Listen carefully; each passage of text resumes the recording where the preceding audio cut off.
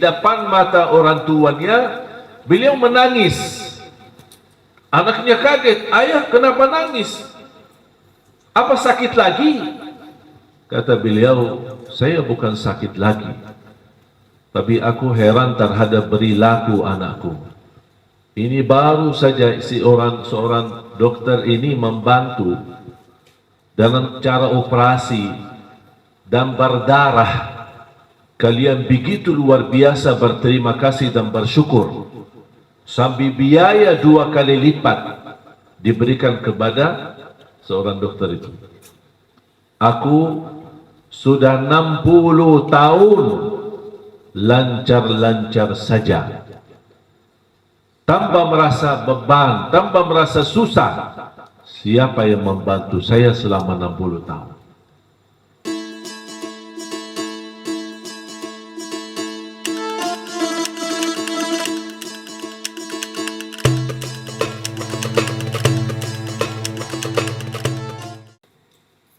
حمدا كثيرا طيبا مباركا فيه مباركا عليه كما يحب ربنا ويرضى.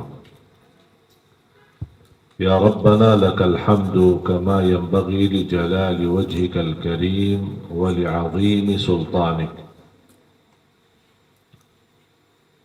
حمدا كثيرا ولا يحمد على مكروه سواك سبحانك. أشهد أن لا إله إلا الله وأشهد أن محمدا عبده ورسوله. اللهم صل على سيدنا محمد وعلى آل سيدنا محمد وسلم تسليما كثيرا. أما بعد، pertama-tama saya mengucapkan Assalamualaikum warahmatullahi wabarakatuh. Terima kasih Ustaz Ahmad Bashir yang memberikan kepada saya kesempatan untuk bisa menyampaikan, walaupun apa yang beliau sampaikan jauh lebih bagus daripada apa yang saya mau sampaikan. Karena dia sudah sampaikan, makanya tidak ada yang saya mau sampaikan.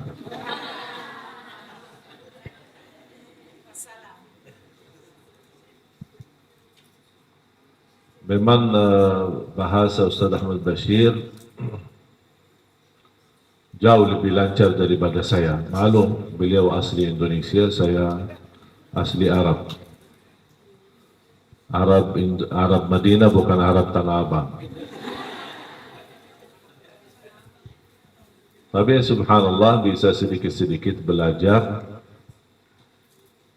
dan ini karunia Allah subhanahu wa ta'ala bagi saya bisa berbahasa Indonesia. Bukan karena saya hebat, bukan karena kecerdasan, bukan karena kemampuan. Itu murni taufik dari Allah subhanahu wa ta'ala. Subhanallah, coba bayangkan kalau kita melihat manusia semuanya yang hadir sama, di dalam mulutnya punya lidah, tapi gerakannya bisa beda, suara, beda bahasa, beda kemampuan.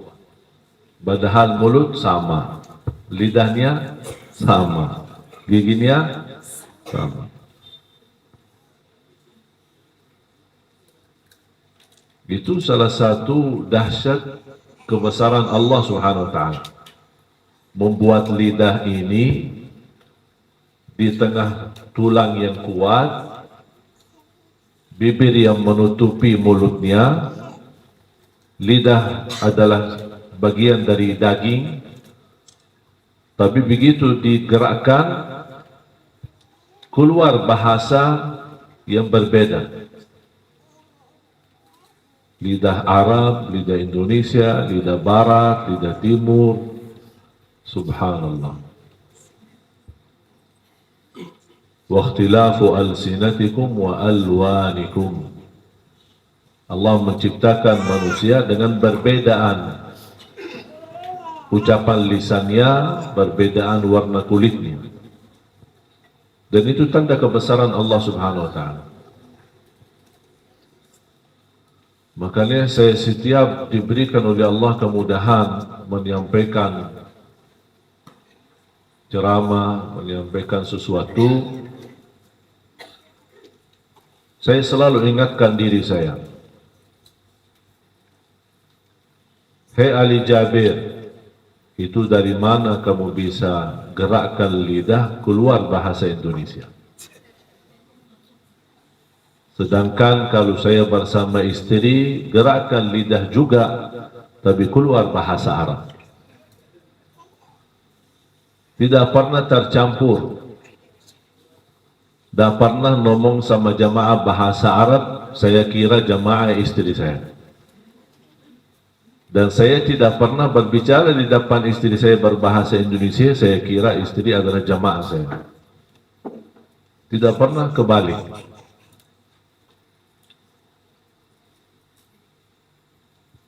Berarti sebenarnya kalau kita fikirkan kemampuan manusia, tidak ada. Tidak ada sedikit pun upaya dari manusia untuk melakukan hal yang luar biasa. Makanya selalu kita sadar, la haula wa la quwwata illa billah. Makanya setiap saya memulai berceramah atau khutbah, saya selalu ingat, Bismillah, la haula wa la quwwata illa billah. Ya Allah, saya mulai ceramah ini, saya mulai khutbah ini atas namamu ya Allah. Artinya saya minta izin ya Allah, saya tidak bisa apa-apa. La haula wa la quwwata illa billah, saya tidak punya upaya, tidak punya ilmu, tidak punya sesuatu yang saya bisa berikan. Semua segala sesuatu, kekuatan adalah kekuatanmu ya Allah. Ketika saya mengucapkan niat saya apa? La haula wa la quwwata illa billah, ya Allah tunjukkan kekuatanmu kepada saya untuk menyampaikan yang bermanfaat untuk jamaah. Makanya pas saya ceramah, kadang-kadang saya bingung sendiri. Oh, saya ini ya, saya isi ya, saya bicara ya. Kadang-kadang tidak tahu, datang ucapan-ucapan yang tidak pernah saya siapkan, menyusunkan ayatnya, hadisnya, dan berbicaraannya yang bisa, alhamdulillah, karunia dari Allah SWT, jamaah mengerti, bisa fahami, walaupun bahasa saya sederhana. Itu dari mana? Kita semua jamaah sekalian, jangan ada yang merasa diri hebat atau bisa memberi sesuatu. Kalau Anda mau jadi atau bisa dikatakan diri hebat, Anda bisa bertahan buang air. Kalau bisa bertahan tidak buang air sama sekali, itu namanya baru hebat. Kira-kira bisa nggak? Nah, berarti tidak hebat. Masih miskin. Masih butuh tolongan Allah supaya lancar buang air. Masih butuh bantuan Allah supaya tidak ada masalah ketika buang air. Saya ingat cerita seorang tua usia 60, tiba-tiba sakit malam hari, tidak bisa buang air. Dikasih obat, dikasih macam, tidak bisa buang air. Tidak bisa bertahan, dibawa lari ke rumah sakit. Begitu dilihat dokternya keadaannya, langsung ada keputusan dari dokter, segera dioperasi. Kalau enggak, ini bisa mati. Kok bisa gara-gara buang air mati? Ini air kotor lagi, bisa mati. Habis dioperasi,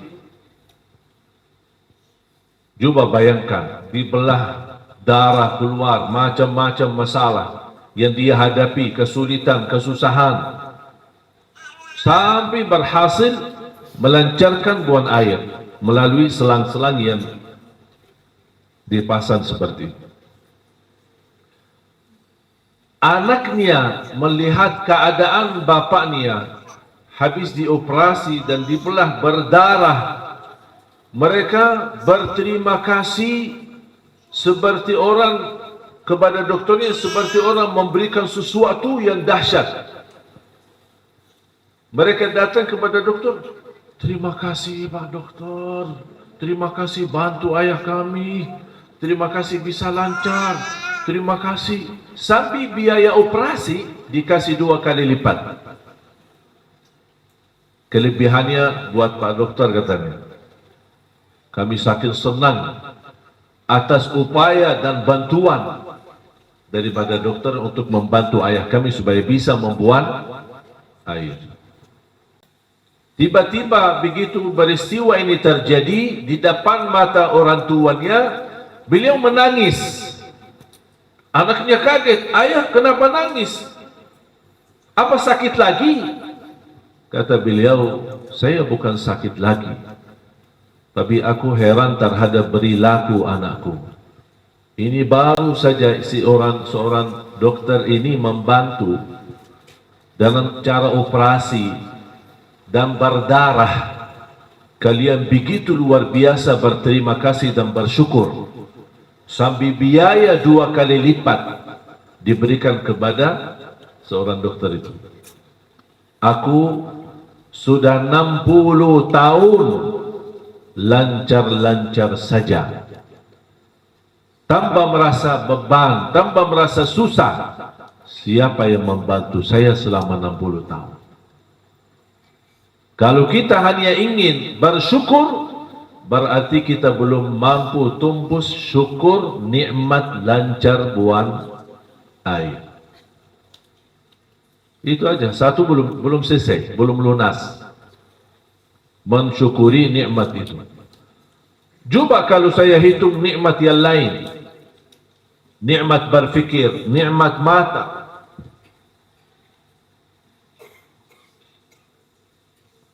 Pernah nggak dirasain air mata manis atau asin?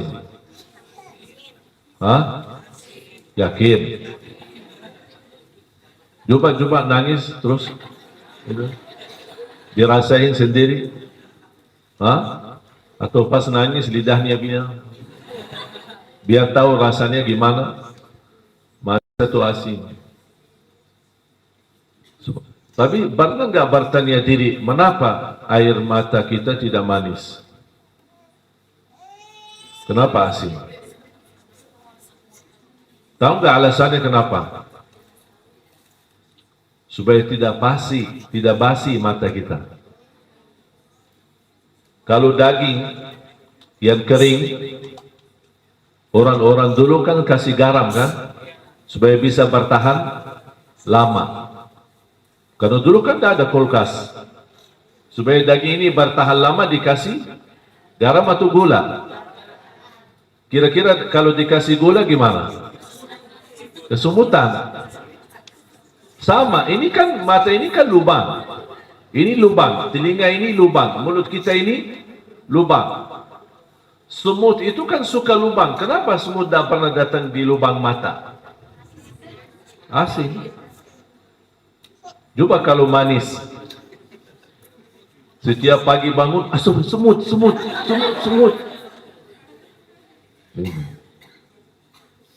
Nikmat, tak pernah kita sadari. Ada satu cerita disebutin oleh ahli tafsir. Ada seorang yang beribadah kepada Allah 500 tahun dari umat-umat terdahulu. Berapa tahun? Tidak pernah berbuat dosa. 500 tahun ibadah, tidak pernah ada satu dosa pun, tidak ada. Allah tanya sama dia, kamu masuk surga karena amalanmu atau karena rahmatku? Dia merasa bangga. Ya Allah, aku capek 500 tahun ibadah, tidak pernah saya membuat Allah murka, tidak pernah membuat Allah marah. Saya tidak pernah melanggar. 500 tahun saya ibadah tanpa merasa lelah, tanpa merasa capek. Pantas saya masuk surga karena amalanku 500 tahun. Allah ingin menunjukkan keadilannya. Karena tidak ada amalan yang bisa bawa kita ke surga. Enak-enak itu masuk surga, tidak ada. Apa yang Allah janjikan, amalkan ini masuk surga. Rasulullah berkata, amalkan ini dijamin masuk surga. Ini semua karena karunia rahmat dari Allah. Memberikan istilahnya promo. Faham tak promo? Allah kasih tawaran. Mau nggak masuk surga? Promonya ini, amalkan ini. Barang siapa yang menjaga 12 rakaat sehari dan semalam, yang disebut oleh ulama sunnah qabliyah ba'diyah, totalnya 12 rakaat. Barang siapa yang menjaganya dapat rumah di dalam surga. Padahal kalau kita berfikir, ibadah belum tentu membawa kita ke surga. Tapi Allah yang menawarkan. Ketika Allah ingin menunjukkan kepada hamba yang merasa bangga karena dia beribadah 500 tahun dan bisa dia menjaminkan dirinya masuk surga, Allah kasih lihat berapa banyak nikmat yang aku berikan. Kamu akui, yakin, tahu nikmatnya banyak. Ayo coba kita timbang satu nikmat saja. Diambil oleh Allah nikmat matanya, ditaruh di timbangan, dan buku amalan 500 tahun di satu timbangan. Mana yang lebih berat? Nikmat mata. Ternyata ibadah 500 tahun belum mampu melunasi syukur nikmat mata. Langsung beliau melihat matanya, nikmat mata lebih berat daripada amalan ibadah 500 tahun. Dia kaget, ya Allah, masuk surga karena rahmatmu bukan karena amalanku. Baru dia tahu dan sadar. Makanya jemaah sekalian, ketika kita berkesempatan beramal, jangan tunda-tunda. Amal buat diri, amal buat orang lain, bermanfaat, kebaikan, jangan tunda-tunda. Ada uang 1.000, ada kesempatan kita bisa sedekahin 1.000, jangan ditunda. Karena belum tentu dapat kesempatan bersedekah. Bukan tidak ada jaminan dapat rezeki, bisa dapat rezeki. Tapi apakah setiap orang punya rezeki bersedekah? Belum tentu. Makanya ketika Anda berkesempatan beramal, jangan bagi macam alasan. Nanti insyaAllah kalau banyak rezeki, nanti kalau saya terima gaji, nanti kalau saya dapat pensiunan, nanti kalau saya dapat proyek, nanti kalau saya dapat. Tak usah bagi bahasa nanti sama Allah. Ada kesempatan, contoh, kita lagi makan, melihat ada orang lapar, jangan berbagai macam berfikir, ajak dia makan. Walaupun hanya yang ada itu saja yang kita lagi makan. Ayo Pak, Bu, kita makan bareng. Mohon maaf apa adanya. Ini sedekah yang luar biasa. Saya yakin Bapak Ibu semua ingat hadis wanita dari Bani Israel yang memberikan air minum kepada anjing. Tahu kan? Tahu enggak wanita itu siapa? Apakah waliullah? Wanita ulama? Salihah? Apa? Setiap hari kerjaannya zina. Tidak ada lain. Tidak ada lain. Berarti tidak punya kebaikan sama sekali. Coba lihat kalau Allah memberikan anugerah, jemaah sekalian, bisa satu amal menjadi sebab berubah nasib kita. Yang hidup kita selalu dosa maksiat, tapi ketika berkesempatan beramal dan kita segera melakukan amalan itu, Allah menurunkan hidayah dan menjadi sebab berubah kehidupan kita. Dan nasib kita dari menjadi ahli neraka dirubah menjadi ahli surga. Allah lihat wanita, melihat perbuatannya, memberikan berapa sih harga air minum? Segelas air minum Bahkan tidak ada gelas, tidak ada botol. Dia turun, habis dia minum sendiri, dia naik dari sumur air. Di atas, sebelum dia keluar, dia melihat anjing sedang haus. Dia kembali lagi. Dia berfikir, aku kembali lagi pasti susah. Syukur-syukur aku bisa naik dan selamat, tidak tenggelam, tidak jatuh di dalam. Dia tidak bagi berfikir lagi. Kalau kita bisa membuat banyak alasan, buat apa kok susah payah untuk turun lagi? Buat apa saya bisa jadi mati di dalam? Buat apa saya bisa jadi tenggelam? Buat apa? Banyak alasan kita bisa buat. Tapi dia tidak. Melihat di saat itu ada anjing haus, dia turun. Dalam payah, susah. Bagaimana sambil dia memegang sandalnya atau sepatunya dengan giginya, digigit dengan giginya, turun, mengisi air, kemudian naik lagi dan memberikan air minum kepada anjing. Upaya dan amalan yang menunjukkan semangat dan kerja keras. Tak ada siapapun di saat itu. Dia bisa berkata, buat apa saya urusin anjing?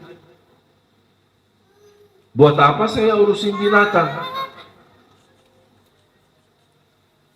Di padang pasir, di musim panas, aku aja turun susah payah untuk minum buat diri sendiri saja, untuk menangkap dan menghilangkan haus. Udah cukup, buat apa saya pikirin yang lain? Tapi dia tidak mau pakai alasan. Dia melihat di situ ada kesempatan beramal, tapi dia tidak tahu ternyata di belakang amalan yang dia lakukan, Allah ampuni segala dosanya, Allah tuliskan namanya menjadi ahli surga. Aduh, gara-gara anjing jadi ahli surga. Bagaimana kalau kita berilaku baik sama manusia, bukan sama anjing? Kalau sama anjing yang kita tahu di dalam Islam, anjing najis, anjing dagingnya haram, anjing tidak boleh dipelihara, bisa menghilangkan pahala yang banyak dari amalan dan pahala amalan kita. Ini anjing yang begitu posisinya di dalam ajaran Islam, tapi Allah menghargai orang yang memberikan kasih sayang kepada anjing. Bagaimana kalau istilahnya binatang yang lebih mulia lagi? Bagaimana kalau kepada manusia? Bagaimana lagi kalau sesama muslim? Makanya jamaah sekalian, ketika berkesempatan beramal, jangan bagi fikir. Begitu Anda merasa tersentuh hati untuk mengamalkan amalan ini, jangan tunda-tunda. Walaupun yang Anda berikan hanya sedikit, karena Allah tahu, ya Allah maaf, inilah kemampuanku saat ini. Tak apa-apa, kasih aja. Salah satu kebiasaan di kota Madinah, dan rata-rata di Arab Saudi umumnya, maka saya bilang kota Madinah karena saya sendiri mengalami dan kita sendiri melakukan di masa saya sekolah. Saya masih ingat sekolah kita SD, SMP, SMA, apalagi di musim panas. Bapak Ibu tahu sekarang berita-berita panasnya di Tanah Suci luar biasa. 48 bahkan sampai 50 derajat saking panasnya. Banyak bekerja di luar, tukang bangunan yang menjalani kerjaan, tukang sapu di jalan. Tapi subhanallah ada sebuah budaya dan kebiasaan yang sangat membuat saya bangga dan merasa kemuliaan. Melihat anak-anak, orang tua, orang yang ada di mobil, yang dia pakai mobilnya dengan penuh AC, merasa enak di dalam mobil dan merasa panas. Tapi dia mampir ke salah satu supermarket atau untuk belanja, beli air, 1 kardus, 2 kardus, kira-kira berapa sih? Berapa kalau kita beli gelas, kardus gelas atau aqua kecil? Berapa sih harga? 20.000? 30.000? Apa sih nilainya 30.000 dibanding gaji yang kita terima dalam satu bulan? Apa sih seberapa yang kita keluarkan dalam beli kardus air? Mereka beli kardus air yang dingin, kemudian mereka keluar di jalan, di mana tukang sapu, tukang bangunan yang sedang bekerja, diberikan kepada mereka air yang dingin. Coba bayangkan, haus, kemudian di saat panas diberikan air yang sejuk, yang dingin. Subhanallah, luar biasa. Hal sederhana. Makanya ada seorang sahabat datang kepada Rasulullah, Rasulullah, ibu saya meninggal, afa atasaddaqu anha? Kata Rasulullah SAW, tasaddaq anha. Boleh bersedekah atas nama ibumu yang sudah meninggal. Fa ayyu sadaqati afdal? Dia bertanya lagi, terus mana sedekah yang terbaik untuk ibuku yang sudah meninggal? Rasulullah SAW menjawab, saqiyul ma, memberi air. Nasi air.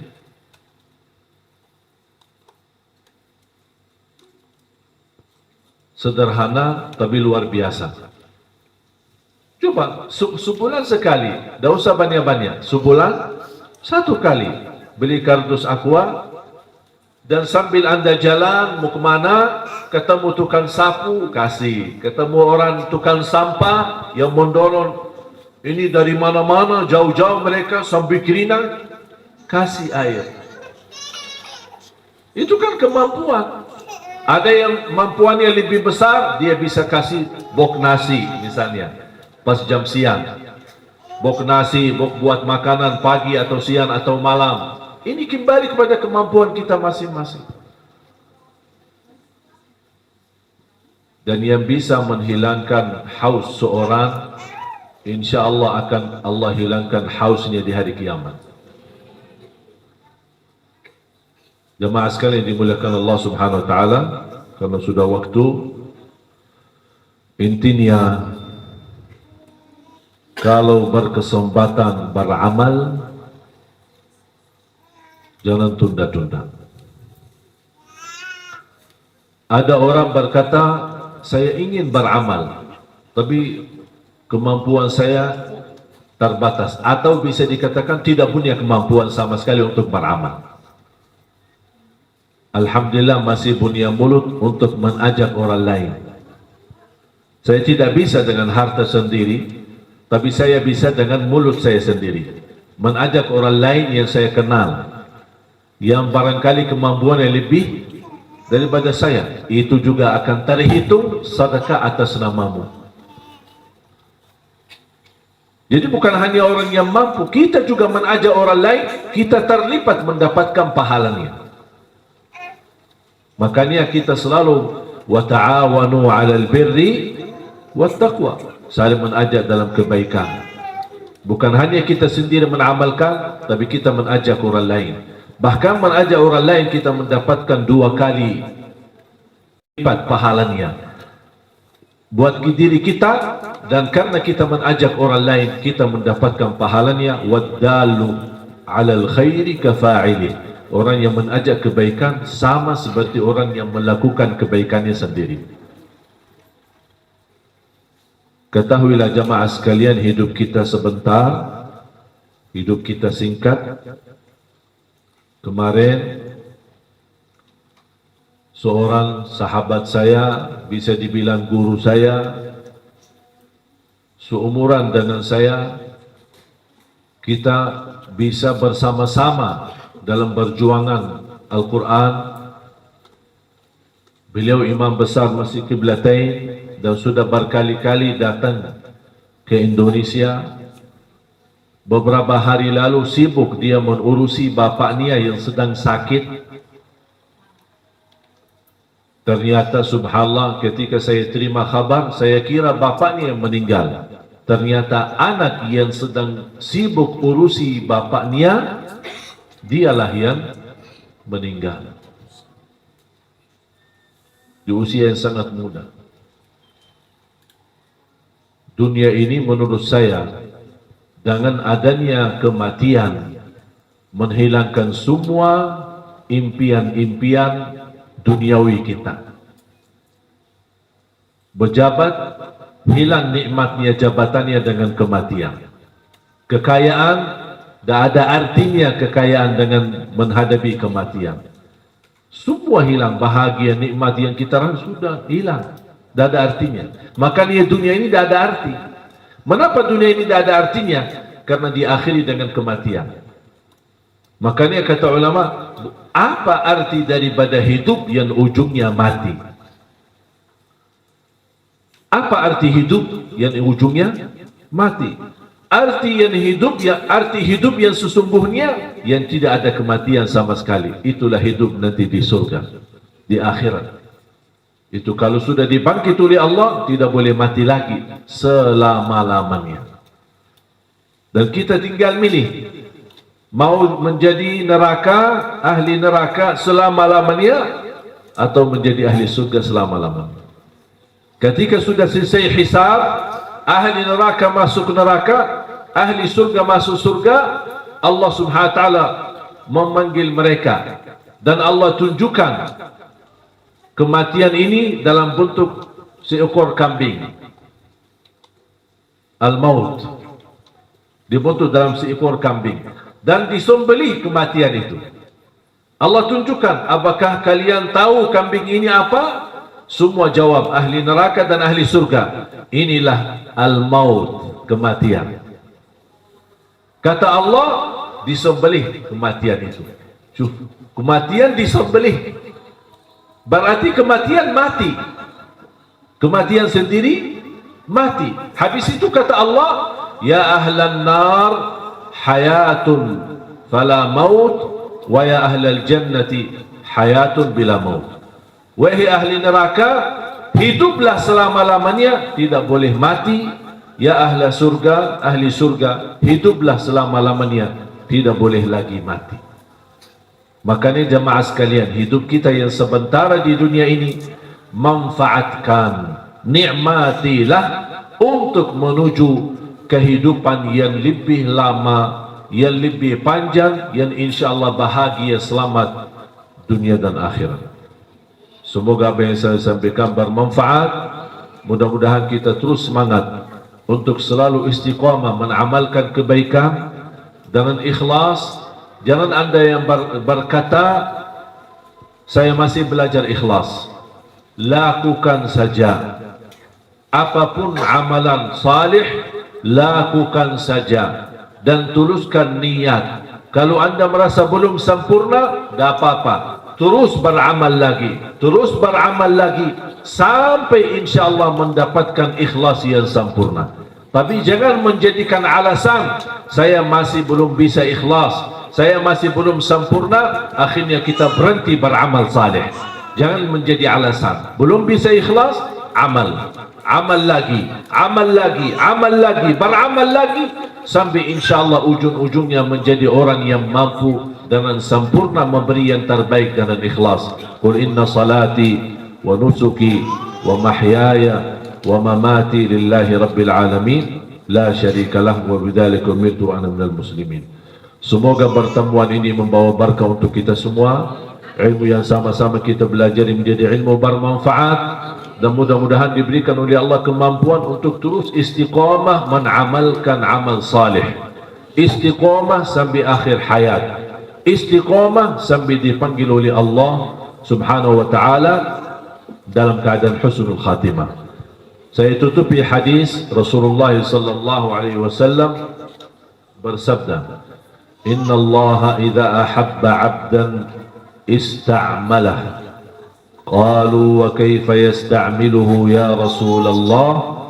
Qala yuwaffiquhu fi 'amali khairin thumma yaqbiduhu alaih. Ada seorang berkata, saya sering mendengar Syekh Abdul Aziz bin Baz rahimahullah selalu berdoa, Allahumma sta'milni fi ta'atik, Allahumma sta'milni fi ta'atik, Allahumma sta'milni fi ta'atik. Karena tujuan hadis ini, barang siapa yang dicintai oleh Allah, akan Allah membukakan jalan untuk beramal salih. Ketika dia beramal salih, di saat dia melakukan amal salih tersebut, Allah cabut nyawanya. Itu yang dimaksud Allah menghantarkan kita kepada husnul khatimah. Kalau kita meninggal saat beramal salih, pasti itu tanda husnul khatimah. Makanya kita sering berdoa, Allahumma inna nas'aluka husnal khatimah. Allahumma inna nas'aluka husnal khatimah. Sama ya muqallibal qulub, thabbit qalbi ala dinik. Yang membola-balik hati, tetapkanlah hatiku atas agamamu ya Allah. Jadi kita terus beristiqamah berdoa, karena doa salah satu senjata menjadi upaya dan ikhtiar kita mendapatkan yang terbaik. Barakallahu lakum wa fikum wa alaikum wa as'alullah subhanahu wa ta'ala yanfa'ana bihadzal majlis. Allahumma ighfir lana wa liwalidina wa li jami'il muslimina wal muslimat wal mu'minina wal mu'minat al-ahya'i minhum wal amwat. Allahumma 'allimna ma yanfa'una wa anfa'na bima 'allamtana wa zidna 'ilman wa tuqa. ربنا آتنا في الدنيا حسنة وفي الآخرة حسنة وقنا عذاب النار. وصلى الله على سيدنا ونبينا محمد وعلى آله وصحبه وبارك وسلم والحمد لله رب العالمين.